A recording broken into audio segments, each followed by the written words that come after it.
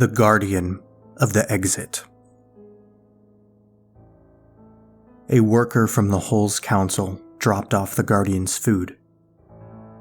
She placed it on a blanket next to the tent, told him what she had brought and where each item was.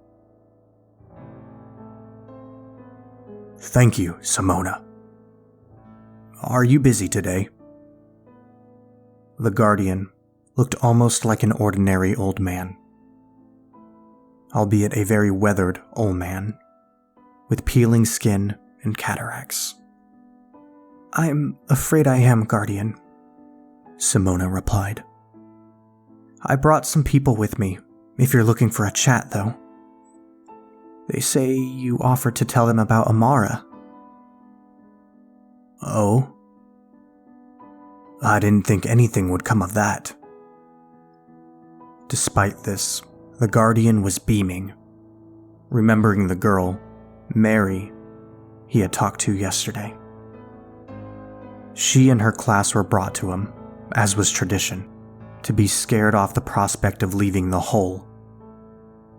But unlike most years, he'd been asked if anyone had ever left. And he told Mary someone had. And now she wanted to hear more. She wanted to hear about Amara.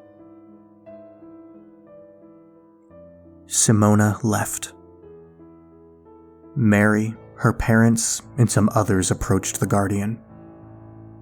He heard their timid footsteps and beckoned them to sit down and make themselves comfortable. He couldn't tell how many there were, but there were a lot.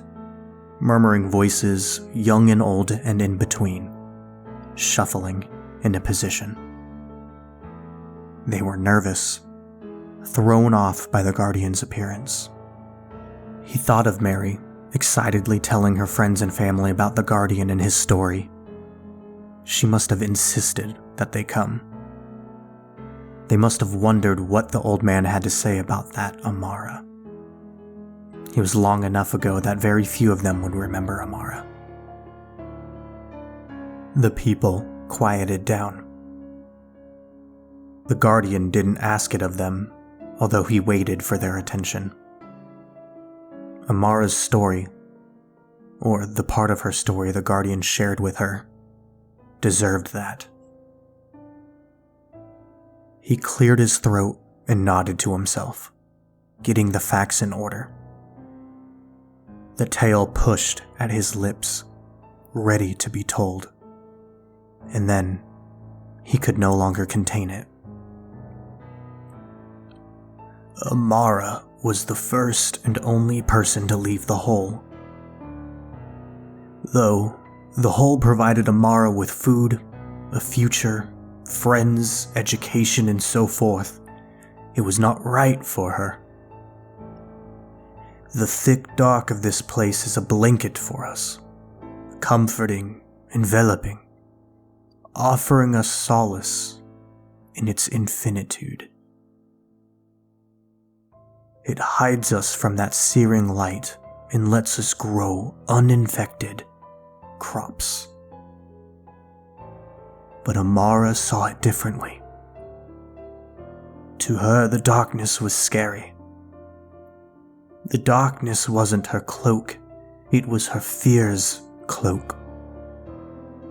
She would always hang around the brightest source of light wherever she was. Some days I followed her, moving from light to light, until we reached the brightest place in the village. This habit of hers worried her parents and teachers. It was obvious that if she kept doing this, she would try to leave, even if that meant death. She was taken to many doctors of different disciplines, psychologists, physicians, spiritualists. They all had their theories. She was possessed. It was a self-destructive ambition rooted in some past trauma. She needed more attention. None of it held up, and their cures proved ineffective. We all hoped she would simply grow out of it. She didn't, though. Her light addiction only worsened as she got older. The more she craved light, the sadder and sicker she got. We all tried our best to help her, provide her with as much light as was humanly safe.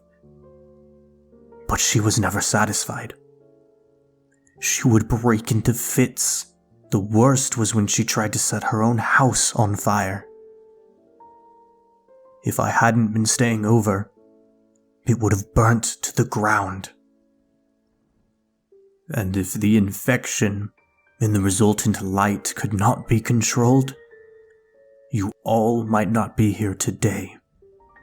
No, you wouldn't be here today. The audience mumbled and shifted. Someone coughed. Once they were done, the Guardian continued. Her addiction became a threat to the safety of the village. The adults decided Amara needed radical therapy. No light at all.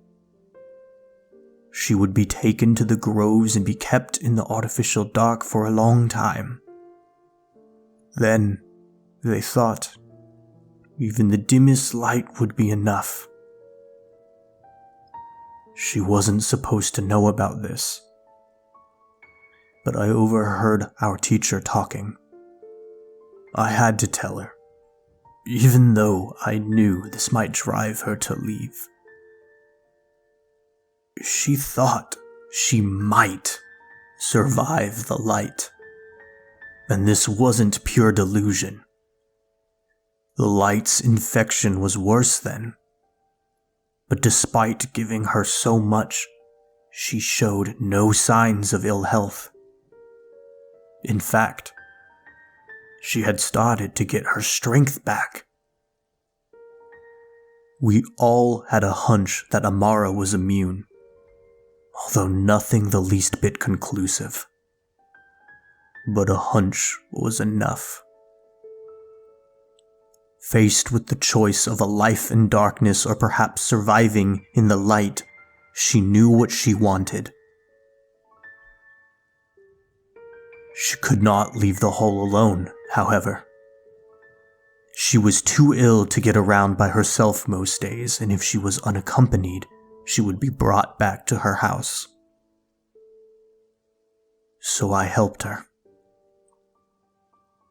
I took her through the village, sneaked beyond its bounds, and hiked up to the exit as you all did today. The journey was long for two children to make. We had to go by foot since there was no way someone would take us by vehicle. By the time we had made it to this point, Amara had strained herself too much to walk.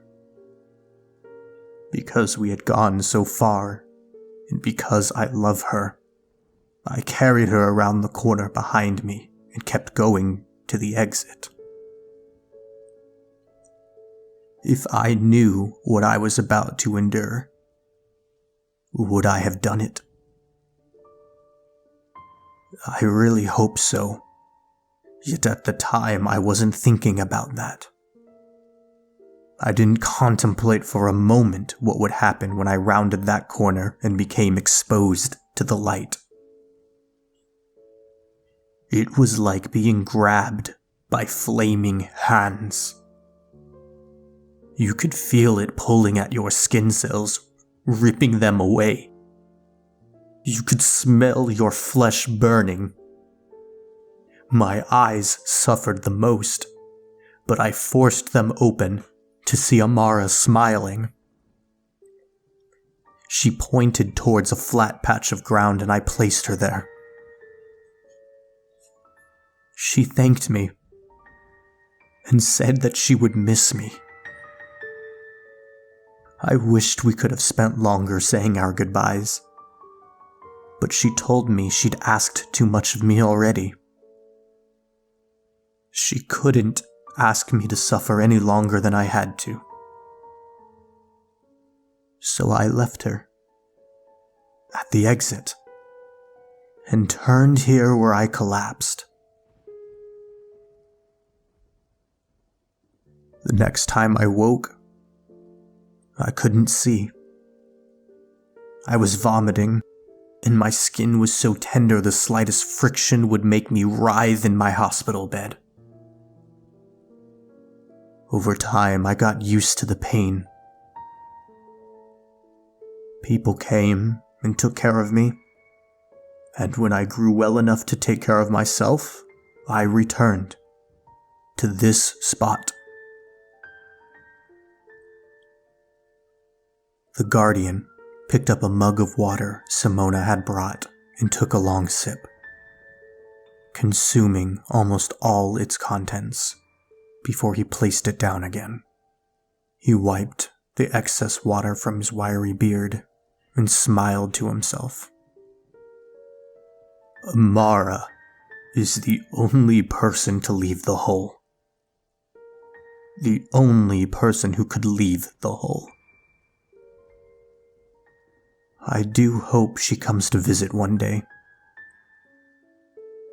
But even if she doesn't, that's all right. I have her darkness.